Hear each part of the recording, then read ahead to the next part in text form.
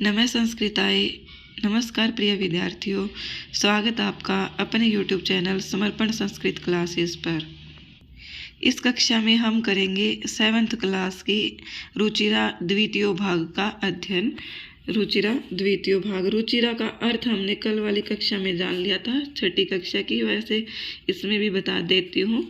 रुचिरा का अर्थ होता है अर्थात जो चीज़ें इंटरेस्टेड हो, अर्थात जो बच्चों के मनोरंजन प्रदान करती हो, उनमें पढ़ने की रुचि पैदा करे, इसका अभिप्राय ये है रुचिरा। द्वितीय भाग का अध्ययन हम इस कक्षा में करेंगे। छठी कक्षा की बुक का हमने रुचिरा प्रथम भाग जो पुस्तक है उसका अध्ययन हमने पिछली कक्षा में कर लिया है।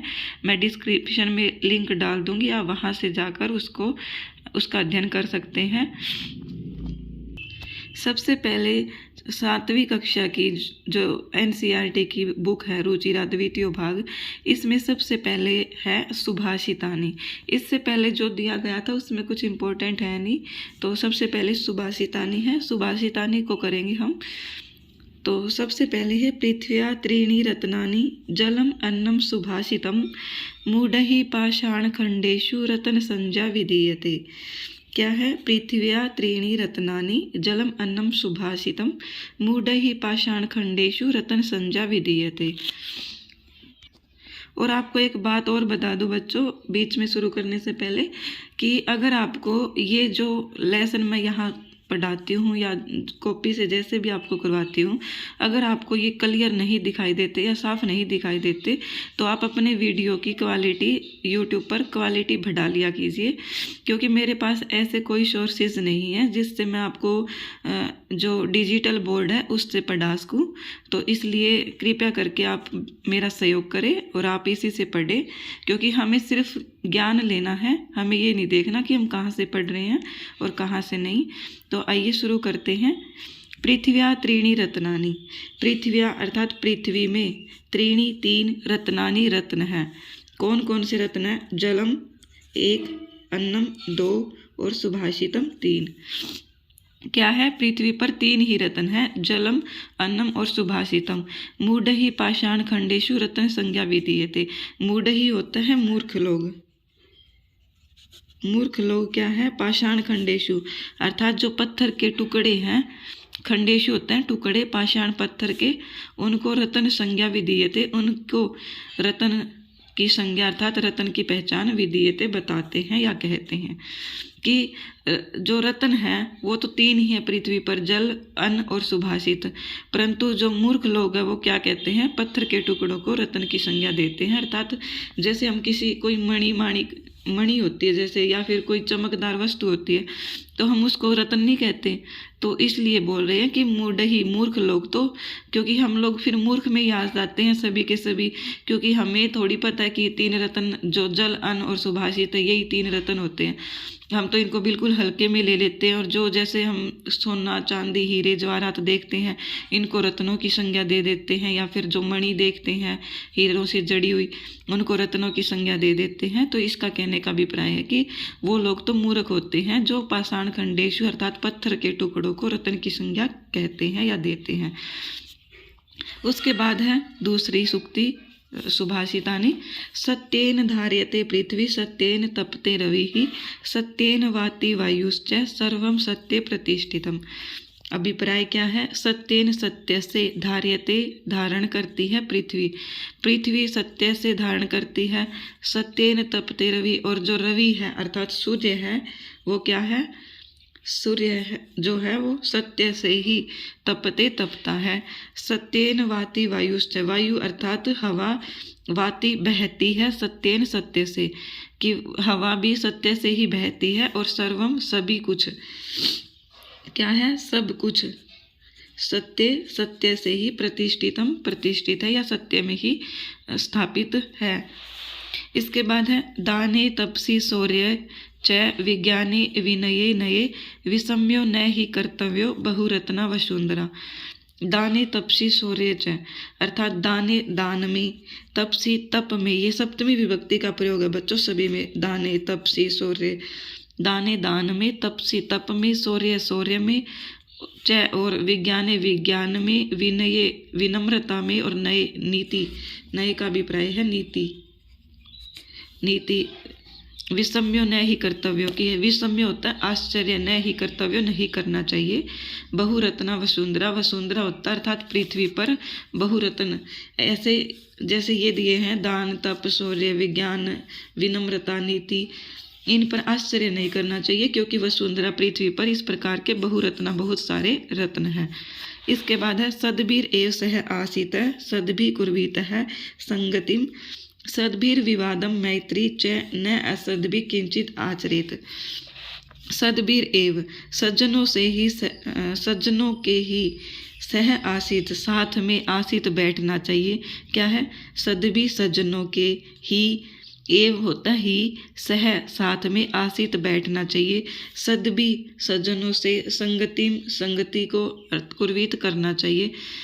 सद्भिर विवादम मैत्री च न असद्भि किंचित आचरित अर्थात सद्भि विवादम सद्भि अर्थात सज्जनों से क्या है? सज्जनों से विवादम विवाद और मैत्री क्या है कि सज्जनों से ही मित्रता करनी चाहिए और सज्जनों से ही विवाद या झगड़ा करना चाहिए, परंतु न असद्भि किंचित आचरित और जो दुर्जन लोग हैं या फिर असज्जन हैं उनके साथ किसी भी प्रकार का आचरण नहीं करना चाहिए। इसके बाद है धन धान्य प्रयोगेषु विद्यायाः संग्रहेषु च आहारे व्यवहारे च त्यक्त लज्जः सुखी भवेत्। धन धान्य के प्रयोग में विद्यायाः विद्या का संग्रहेषु च संग्रह करना चाहिए। आहारे व्यवहारे च त्यक्त लज्ज सुखी भवेत् और हमें ना इस प्रकार का आचरण करने के लिए या व्यवहार में लाने के लिए कि विद्या को ही संग्रहित करे अर्थात ज्ञान को अर्जित करे, इसके लिए त्यक्त लज्जा लज्जा हमें छोड़ देनी चाहिए और जो व्यक्ति लज्जा को छोड़ देता है वो क्या होता है? सुखी भवेत् सुखी हो जाता है।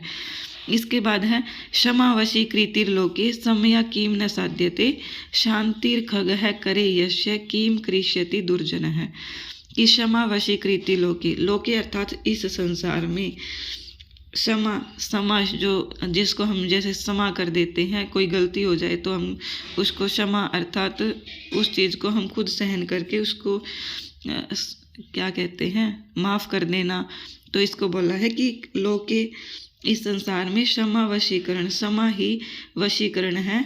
सम्या किम न साध्यते सम्या अर्थात सम्या मतलब क्षमा के द्वारा या माफ़ करने के द्वारा किम न साध्यते क्या नहीं साध्यते सिद्ध किया जा सकता। शांतिर खंग है करे यश्य किम कृष्यति दुर्जन है।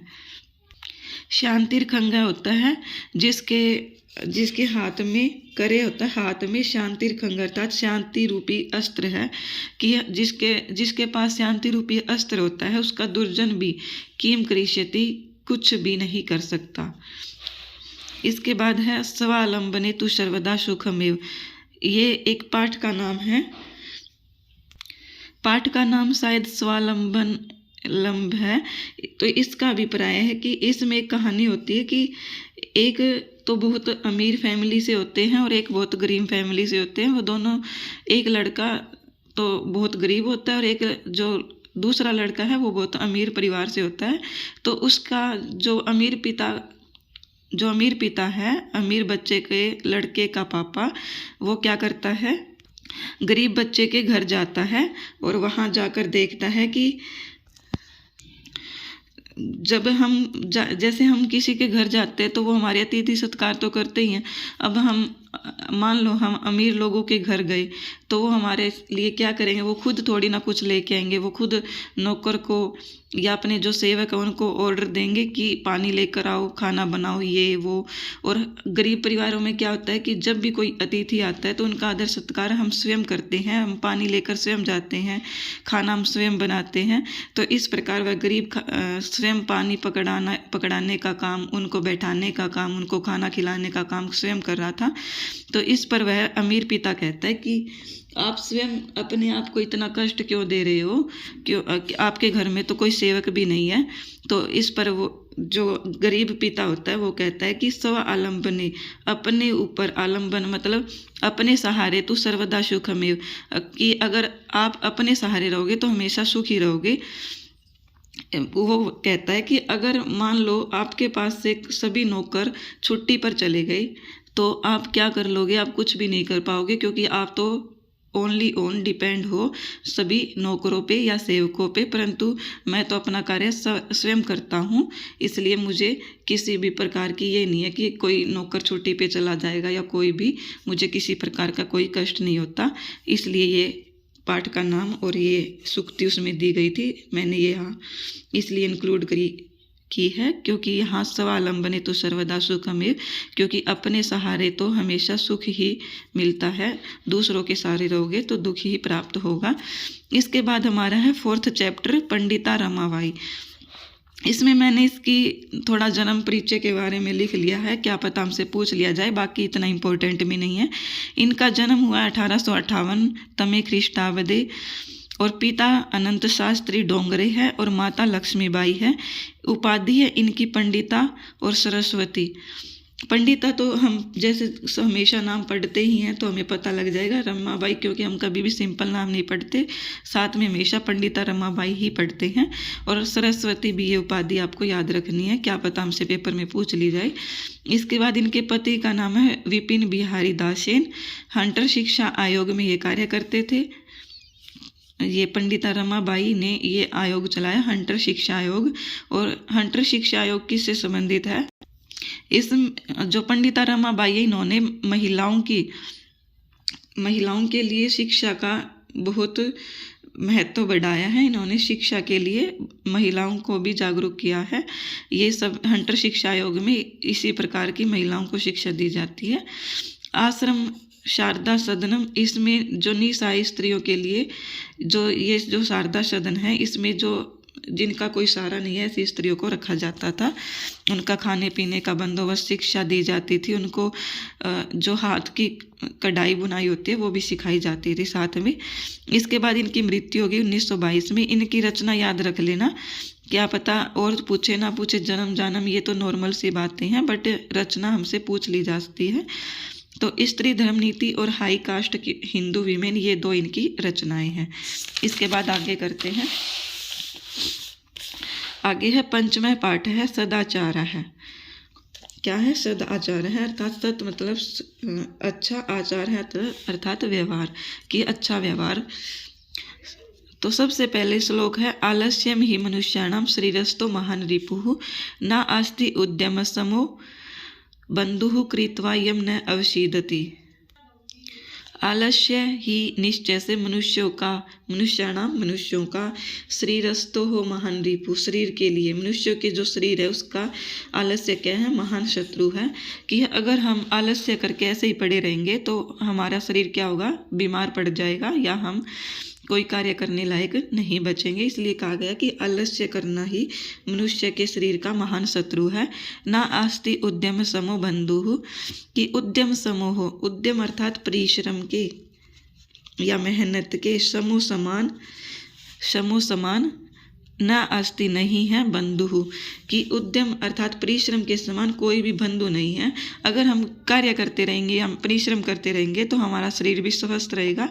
तो इसमें कहा गया कि नास्ति उद्यम समूह, उद्यम अर्थात परिश्रम के समूह समान ना अस्ति नहीं है बंधु अर्थात मित्र। कृत्वा यम न अवशीदति ही, कि परिश्रम को करके हम कभी भी अवशीदति अर्थात अवसाद को प्राप्त नहीं होते, चिंता को प्राप्त नहीं होते या दुखी नहीं होते हैं, क्योंकि हम अपने कार्य में व्यस्त रहते हैं। और जितना हम कार्य में व्यस्त रहेंगे उतनी ही हम मानसिक रूप से और शारीरिक रूप से स्वस्थ रहेंगे। इसके बाद है सह कार्यम अद्य कुर्वीत पूर्वाहरे च अपराहिकम न ही प्रतीक्षते मृत्यु कृतम अश्य न वा कृतम। अर्थात स्वह कार्य, स्वह अर्थात जो स्वह आने वाला कल होता है उसको बोलते हैं स्वह। कार्यम अद्य है, कार्य को अद्य आज ही कुर्वीत करना चाहिए, कि जो हम कार्य कल करने वाले होते हैं उसको हमें आज ही करना चाहिए। और पूर्वाहने होता है दोपहर से पहले पूर्वाहने होता है और दोपहर के बाद अपराह्न होता है।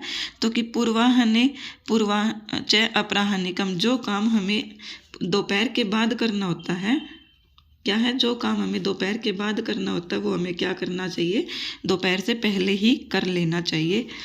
इसके बाद न ही प्रतीक्षते मृत्यु कृतम अश्य न वाम कृतम, कि न ही प्रतीक्षते मृत्यु कृतम अश्य न वा कृतम, कि मृत्यु जो है, मृत्यु न ही प्रतीक्षते नहीं प्रतीक्षा करती है, कृतम अश्य किया है, न वा कृतम अथवा नहीं किया है।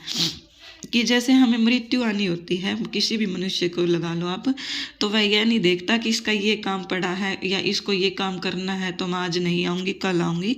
इसमें यही बताया गया कि जो मृत्यु है वो किसी की भी प्रतीक्षा नहीं करती।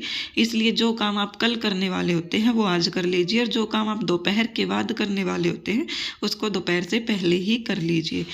इसके बाद है श्लोक नंबर 3, सत्यम ब्रूयात प्रियम ब्रूयात न ब्रूयात सत्यम अप्रियम, प्रियम च न अनृताम ब्रूयात एष धर्मः सनातनः। कि सत्यम ब्रूयात, सत्यम अर्थात सत्य को ब्रूयात बोलना चाहिए, सत्य बोलना चाहिए। प्रियम ब्रूयात और प्रिय बोलना चाहिए। न ब्रूयात सत्यम अप्रियम, कि हमें सत्य और प्रिय तो बोलना चाहिए परंतु ऐसा सत्य नहीं बोलना चाहिए जो हमारे लिए अप्रिय हो। जैसे कभी कभी ये होता है कि किसी की मृत्यु हो जाती है और हम अचानक से किसी को एकदम से बता देते हैं, तो ऐसा हमें सत्य जो अप्रिय हो वो नहीं बोलना चाहिए, उनको धीरे धीरे पता लगाना चाहिए, क्योंकि एकदम से किसी को भी कोई भी शोक लग सकता है या फिर किसी को भी हार्ट अटैक आ सकता है या किसी भी प्रकार की समस्या हो सकती है।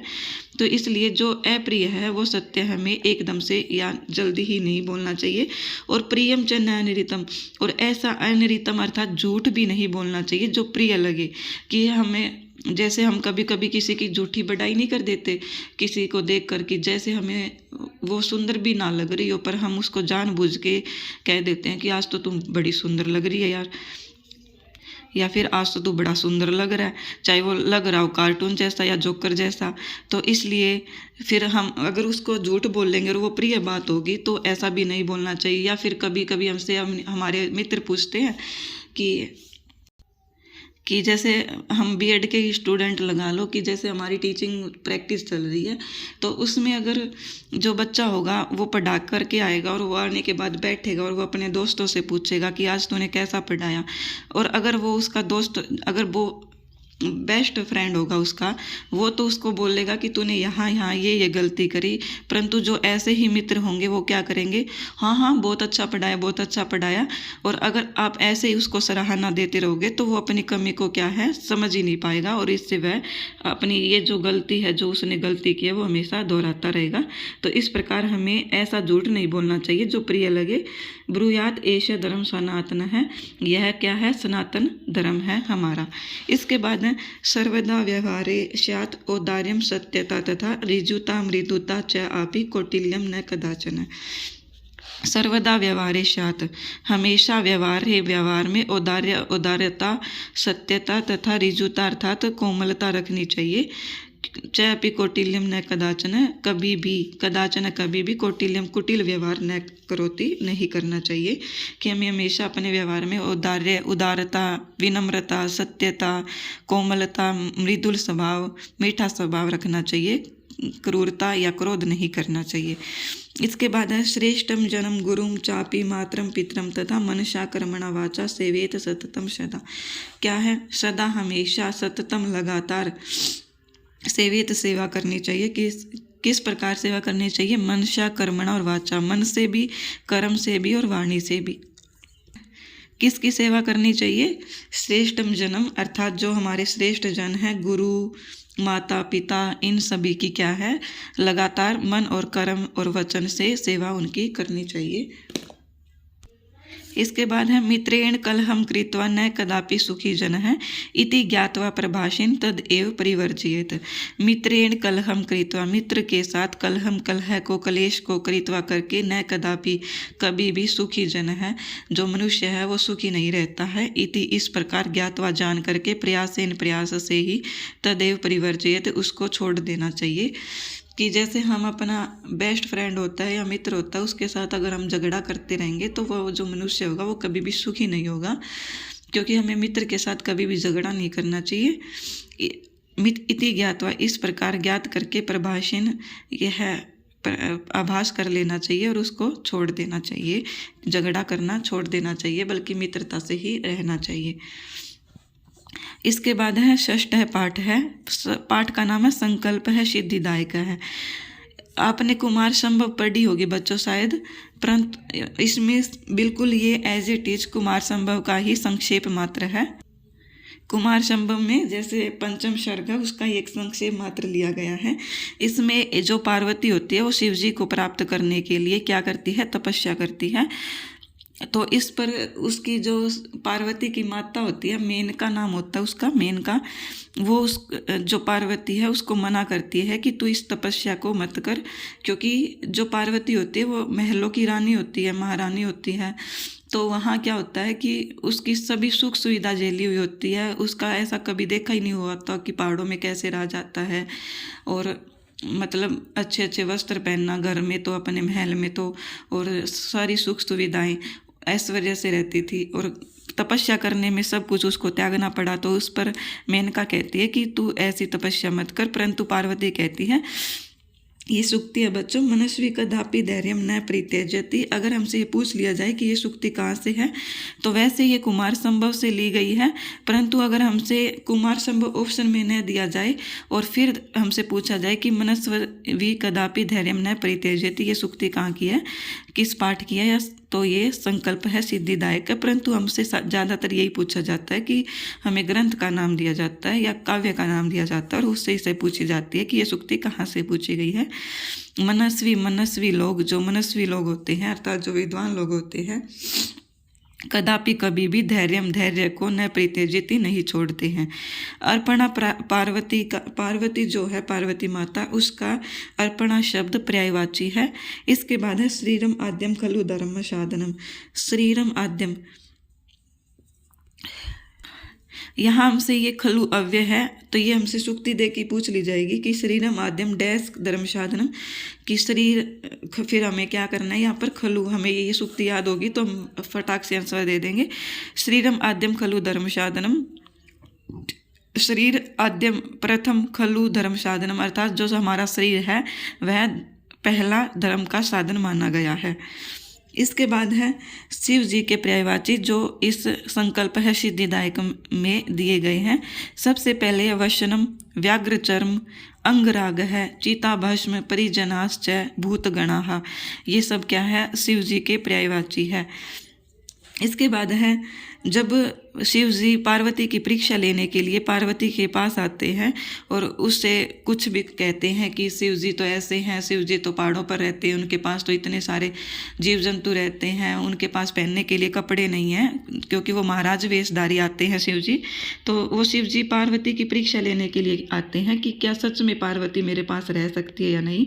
तो इस पर जब शिव जी अर्थात जो ब्रह्मचारी होते हैं, शिव जी के जो शिव जी के रूप में जो ब्रह्मचारी शिव जी के रूप में आए होते हैं, यार मैं कन्फ्यूजन होगी, देखो सुनो, जो ब्रह्मचारी होते हैं वो क्या, अरे देखो बच्चों ध्यान से, जो शिव जी होते हैं वो ब्रह्मचारी के रूप में आते हैं, और ब्रह्मचारी क्या करते हैं, ब्रह्मचारी शिव जी की निंदा करते हैं। पार्वती को ये नहीं पता होता कि ये स्वयं शिव जी भगवान यहाँ पर आए हैं। वो उनको कहते हैं कि यह निंदाम करोति सह तु पाप भाग भवति एव यह श्रृणोति सो अपि पाप भाग भवति, अर्थात यह जो निंदाम करोति, निंदा करता है, सह तु वह तो पाप भाग अर्थात पाप का भागी होता है, एव और यह श्रृणोति जो सुनता है, सो अपि वह भी पाप भाग भवति अर्थात पाप का भागी होता है। कि जो निंदा करता है वह तो पाप का भागी होता ही होता है, पाप को भोगने वाला होता ही होता है, जो सुनता है वो भी क्या है, पाप का भागी होता है। और यह कहकर पार्वती चल देती है, और चलने पर जो ब्रह्मचारी रूप में शिव जी आए हुए होते हैं वो शिव जी अपना असली रूप धारण कर लेते हैं, और इससे पार्वती की तपस्या पूर्ण हो जाती है। इसके बाद है सप्तम पाठ है जिसका नाम है त्रिवर्ण ध्वज है, अर्थात 3 रंग का ध्वज। जो हमारा ध्वज है वो कितने रंग का है, 3 रंग का। सबसे पहले है केसर वर्ण है। केसर वर्ण किसका प्रतीक है, हमसे क्या पता प्रश्न में ये पूछ लिया जाए कि जो केसर वर्ण है वो किस रंग का प्रतीक है, सूर्य का। श्वेत वर्ण सत्य का प्रतीक है, और हरित क्या है, समृद्धि का सूचक है। बस हमें ये याद रखने। इसके बाद कुछ और डीपली बताया गया इनके रंगों के बारे में, वो भी समझ लीजिए। केसर वर्ण है त्यागस्य उत्साहस्य च सूचकः, जो केसर वर्ण है वो क्या है, त्याग और उत्साह के सूचक है। श्वेत वर्ण क्या है, सात्विक और सुचितायाः च द्योतकः है, कि जो हमारा श्वेत है, जैसे हम हमेशा ही कहते हैं कि श्वेत क्या है, हमारा पवित्रता का और सात्विकता का प्रतीक होता है। तो इसमें यही बताया कि श्वेत वर्ण सात्विक और सुचितायाः का द्योतक है। इसके बाद हरित वर्ण है वसुंधरायाः सुषमायाः उर्वरायाश्च, जो हमारा हरे रंग का वर्ण है वो क्या है, पृथ्वी पर जो हमारी ऊष्मा होती है और उर्वरता अर्थात जो हमारी फसल वगैरह होती है उसका प्रतीक क्या है, हरित वर्ण है। इसके बाद हमारा अशोक चक्र कहाँ से लिया गया है, ये क्या कहाँ से लिया गया है, सारनाथ के अशोक स्तंभ से। और इसमें कितनी तीलियां हैं, चतुर्विंशति अराह संति, ये तो सामान्य ज्ञान है, सबको पता है। और ये देखो ध्वज को संविधान सभा में कब लाया गया, स्वीकार किया गया, 22 जुलाई 1947 में। कब किया गया, 22 जुलाई 1947 में संविधान सभा में ध्वज को स्वीकार किया गया। इसके बाद है नवम पाठ विश्व बंधुत्वम, अर्थात विश्व जो है हमारा वो पूरा क्या है, मित्र है, बंधु है। इसमें और कुछ इम्पोर्टेंट नहीं था, इसमें सब यही बताया गया कि पूरा विश्व हमारा बंधु है, मित्र है, तो हमें किसी से भेदभाव नहीं करना चाहिए। इसमें ये सूक्ति दी गई है, ये हमसे अव्यय के तौर पर भी पूछ ली जाती है या फिर सूक्ति के तौर पर भी पूछ ली जाती है, तो ये हमें आनी चाहिए। अयम निज है परो वेति गणना लघु चेतसाम उदार चरिता नाम तु वसुदैव कुटुंबकम। अयम यह निज है, अपना है, परो वे वा इति पराया है, वा अथवा कि यह जो है यह अपना है या पराया है, इति इस प्रकार की गणना कौन करते हैं, लघु चेतसाम। चेतसाम क्या होता है, हृदय, जिनका हृदय लघु अर्थात छोटा होता है, जो तुच्छ लोग होते हैं वो क्या करते हैं कि यह मेरा है, यह अपना है, यह दूसरों का है, ये ऐसी गणना करते हैं। उदार चरिता नाम अर्थात जिनका चरित्र क्या होता है, उदार होता है, वो तो क्या करते हैं, वसुदेव कुटुंबकम, वसुदेव अर्थात पूरी पृथ्वी को ही कुटुंबकम परिवार मानते हैं। कि यह जो तुच्छ लोग होते हैं या मूर्ख लोग होते हैं वही ये गणना करते हैं कि यह तो मेरा है, यह तो दूसरों का है, यह तो पराया है। लेकिन जो उदार चरित्र लोग होते हैं वो क्या करते हैं, पूरी पृथ्वी को ही अपना एक परिवार समझते हैं। इसके बाद हमारा पाठ है 10वां पाठ है समवायो ही दुर्जय है। इसमें क्या होता है कि एक हाथी होता है और एक चिड़िया होती है। चिड़िया का घोंसला एक पेड़ पर बना हुआ होता है। कहानी सुनिए बच्चों इनकी, कि चिड़िया का घोंसला एक पेड़ पर बना हुआ होता है और वो जो हाथी है वो घूमता घूमता हुआ वहाँ चला जाता है जहाँ चिड़िया का घोंसला बना हुआ है पेड़ पर। और वो क्या करता है, अपने सूंड से उस पेड़ को हिला हिला करके चिड़िया के जो अंडे होते हैं उसको गिरा देता है और उसकी उन सभी अंडे जो है वो फूट जाते हैं और उन सभी बच्चों की मृत्यु हो जाती है। इस पर चिड़िया रोने लग जाती है और फिर चिड़िया के जो पास में जो भी जानवर होते हैं वो उनसे पूछते हैं कि हे चिड़िया, हमें भी बताओ कि क्या हुआ, क्या दिक्कत है, तुम रो क्यों रही हो। तो उसने बताया कि एक दुर्जन हाथी ने मेरे सभी बच्चों को नीचे गिरा दिया और वो सभी मरकर नष्ट हो गए हैं।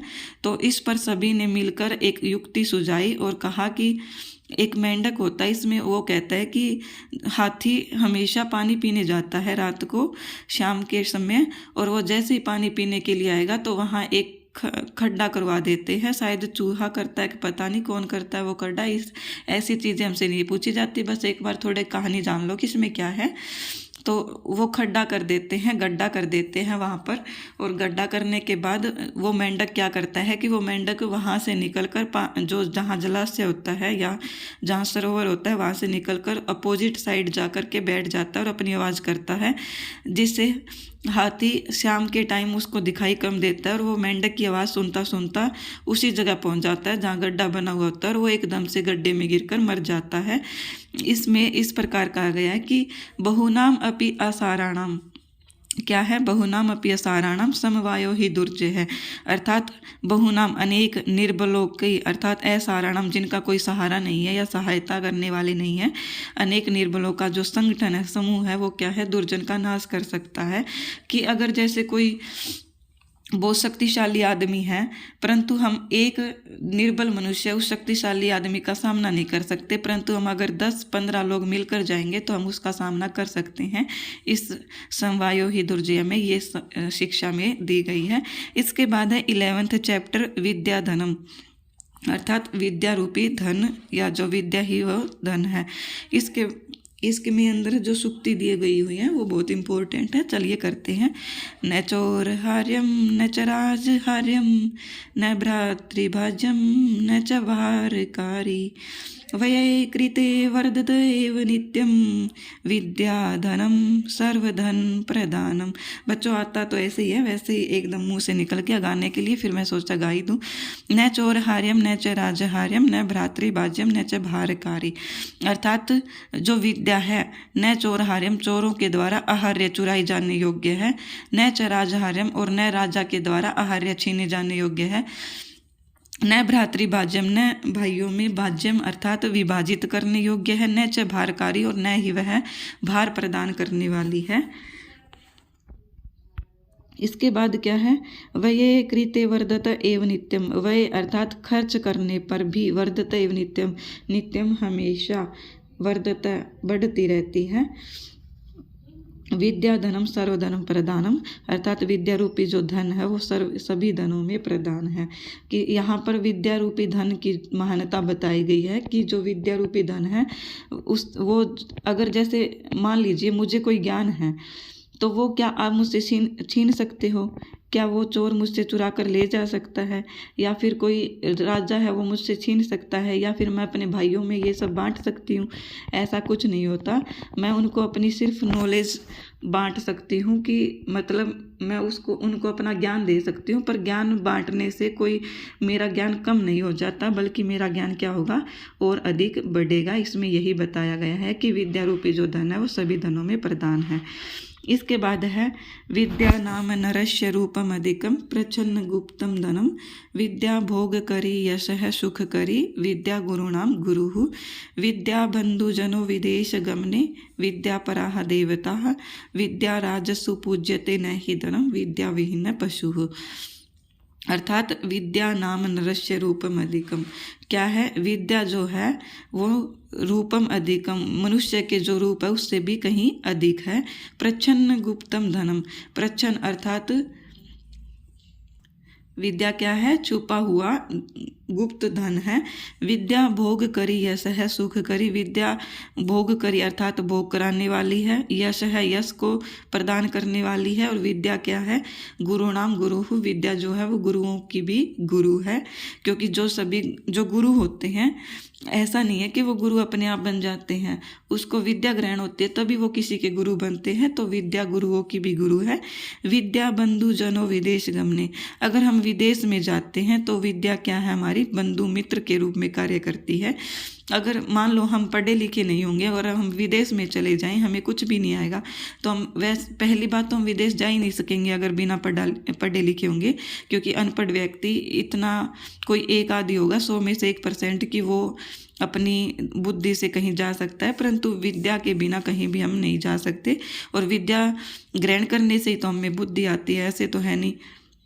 जो अनपढ़ लोग होते हैं ना, वो उनको ये नहीं पता होता। जैसे अब विदेश जाने के लिए हम ये तो है नहीं कि हम ट्रेन से चले जाएंगे, बस से चले जाएंगे, हमें एरोप्लेन या हवाई जहाज में बैठ के जाना होता है। तो इसके लिए हमें नॉलेज होनी इम्पोर्टेंट है। तो विद्या जो है बंधुजनों, और दूसरी बात हम चले भी गए, मान लो कि हम कैसे भी जैसे तैसे बैठ के चले गए, अगर हमें किसी भी प्रकार की नॉलेज नहीं होगी, हम वहाँ विदेश में गए, हमें इंग्लिश बोलनी नहीं आएगी या कुछ भी नहीं आएगा, तो हम वहाँ जाके क्या बोलेंगे, किसी से क्या पूछेंगे, कहाँ जाना है, कहाँ रहना है, क्योंकि बिना बातचीत के आजकल कुछ भी संभव नहीं है। तो विद्या बंधुजनों विदेश गमने, विद्या जो है वो विदेश जाने वालों के मित्रता के रूप में, मित्र के रूप में कार्य करती है। और विद्या परा देवता, विद्या जो है वो देवता है। विद्या राजसे पूज्यतु, विद्या राजसु पूज्यते, विद्या राजसु राजाओं में पूज्यते पूजी जाती है, न ही धनम, धन की पूजा नहीं की जाती। विद्या विहीन पशु, और जो विद्या से विहीन है वो क्या है, पशु है। इसके बाद अगला श्लोक, केयूराः न विभूषयन्ति पुरुषं हारा न चन्द्रोज्ज्वलाः न स्नानं न विलेपनं न कुसुमं नालङ्कृता मूर्धजाः वाणी एका समलङ्करोति पुरुषं या संस्कृता धार्यते क्षीयन्ते अखिल भूषणानि सततं वाग्भूषणं भूषणम। आइए पढ़ते हैं। केयूराः न विभूषयन्ति, अर्थात केयूराः जो होता है वो क्या होता है, बाजूबंद, जो हम बाजू में पहनते हैं, कोहनी से ऊपर पहना जाता है ना, जो बाजूबंद, उसको बोलते हैं केयूराः न विभूषयन्ति ही, कि जो बाजूबंद है, न विभूषयन्ति विभूषित नहीं करता, पुरुषम हारा न चंद्रोज्ज्वला, न ही चंद्र के समान उज्ज्वल हार, न स्नानम न स्नान, न विलेपनम न हम जैसे हम अपने मुंह पर क्रीम वगैरह लेपन कर लेते हैं, ऑयल यूज़ करते हैं, कुछ भी है ऐसा भी पहले विलेपनम, पहले ज़्यादातर चंदन का और इनका प्रयोग किया जाता था। न कुसुमम, न ही फूल हमें न अलंकृता मूर्धजाः, कि हमें ये जो दिए गए हैं बाजूबंद, आभूषण, चंद्र के समान उज्ज्वल हार, स्नान, विलेपन, फूल, ये सब क्या है, हमें अलंकृत नहीं कर सकते, सुशोभित नहीं कर सकते। वाणी एका समलंकरोति, कि जो मनुष्य है उसको कौन अलंकृत करती है, अकेली वाणी। वाणी एका समलंकरोति, अर्थात एक जो वाणी ही है वो ही समलंकरोति, अलंकृत करती है पुरुष को, जो संस्कृत या संस्कृता धार्यते, जो संस्कृत को धारण करते हैं, कि एक ऐसी वाणी पुरुष को सुशोभित करती है जो संस्कृत को धारण करते हैं। क्षीयन्ते अखिल भूषणानि सततम वाग्भूषणम भूषणम। क्षीयन्ते अखिल, अखिल अर्थात समस्त, संपूर्ण, इस संसार में जितने भी आभूषण हैं वो क्या होते हैं, क्षीयन्ते, नष्ट हो जाते हैं, परंतु सततम, लगातार, वाग्भूषणम भूषणम, जो वाणी रूपी आभूषण है वो लगातार रहता है, वो कभी भी क्षीण नहीं होता। इसके बाद है विद्या नाम नरस्य कीर्तिर्तुला भाग्यशय च आश्रय धेनुः कामदूदा रतिश्च विरहे नेत्रम तृतीयम च सा सत्कार यत्नम कुलस्य महिमा रत्नैर्विना भूषणम तस्माद् अन्यम उपेक्ष्य सर्वविषयं विद्याधिकारं कुरुः।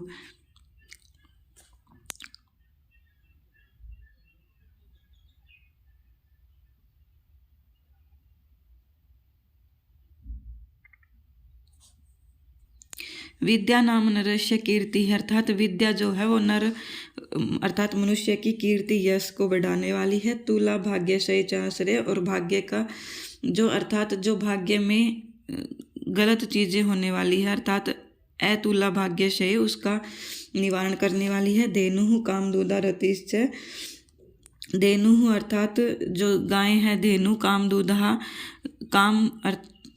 कामनाओं को पूर्ण करने वाली है। विद्या, क्योंकि विद्या जो है धेनु का, यहाँ वो विद्या ग्रहण किया गया है कि जिस प्रकार धेनु गाय दूध देती है, इसी प्रकार विद्या हमारी कामनाओं को पूर्ण करती है। रतिश्च विरहे, विरहे अर्थात वियोग में, रति प्रेम करती है, कि विद्या हमसे क्या करती है, किसी का वियोग हो जाने पर प्रेम करती है। नेत्रम तृतीयम चैसा, और उसको क्या कहा गया है, तीसरा नेत्र कहा गया है विद्या को। सत्कार यत्नम कुलस्य महिमा रत्नैर्विना भूषणम, सत्कार यत्नम अर्थात विद्या से हमें सत्कार मिलता है, कुलस्य, कुल की महिमा बढ़ती है, और रत्नैर्विना भूषणम, और बिना रत्न के यह भूषणम आभूषित करती है। तस्माद् अन्यम उपेक्ष्य सर्वम विषयम, तस्माद् इसलिए अन्य सभी की उपेक्षा करनी चाहिए, सर्वम विषयम सभी विषय की, और विद्या अधिकारम करो, और विद्या पर अधिकार करना चाहिए। अर्थात हमें अन्य जो सभी विषय हैं, अर्थात जो कोई भी विषय उसको छोड़ देना चाहिए, कि जैसे कोई भी विषय धन का लालच या फिर ऐश्वर्य की प्राप्ति, इन सब को छोड़कर क्या करना चाहिए, हमें सिर्फ विद्या पर अधिकार करना चाहिए, अर्थात विद्या का ही ज्ञान हमें अर्जित करना चाहिए। इसके बाद हमारा पाठ है 12वां पाठ है अमृतम संस्कृतम। भारतस्य प्रतिष्ठे दवे संस्कृतम संस्कृति, तथा यहाँ पर संस्कृत को अमृत रूपी माना गया है, कि अमृत रूपी संस्कृत। इस पाठ में सिर्फ संस्कृत के ज्ञान में बारे में दिया हुआ है कि संस्कृत हमारे लिए क्या क्या कर सकती है, ये हमें पता ही है, संस्कृत का महत्व। बस इसमें ये 2 सूक्ति दी हुई थी, ये जान लो। भारतस्य प्रतिष्ठे दवे, अगर हमसे ये पूछ लिया जाए कि भारतस्य प्रतिष्ठे दवे और डैश दे दिया जाए तो क्या होगा, संस्कृतम और संस्कृति, ताकि हमारी जो संस्कृत है वो और संस्कृति जो हमारे भारत में या फिर हमारे देश में संस्कृत है, संस्कृति है अर्थात जो हमारे संस्कार है वो क्या है, हमारी दो ही प्रतिष्ठा है।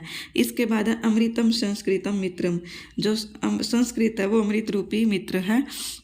सरसम सरलम वच है, वच है बोलने में, सरसम सरस और सरल है। भाषासु महनीयम यद ज्ञान विज्ञान पोषकम, कि भाषाओं में यह क्या है, महान है और ज्ञान विज्ञान को बढ़ाने वाली है। इसके बाद है हमारा 14th चैप्टर हरियाणा दर्शनम। हरियाणा दर्शनम से अभिप्राय है कि हरियाणा का थोड़ा सा दर्शन कर लेते हैं कि हरियाणा में क्या क्या चीज़ें हैं।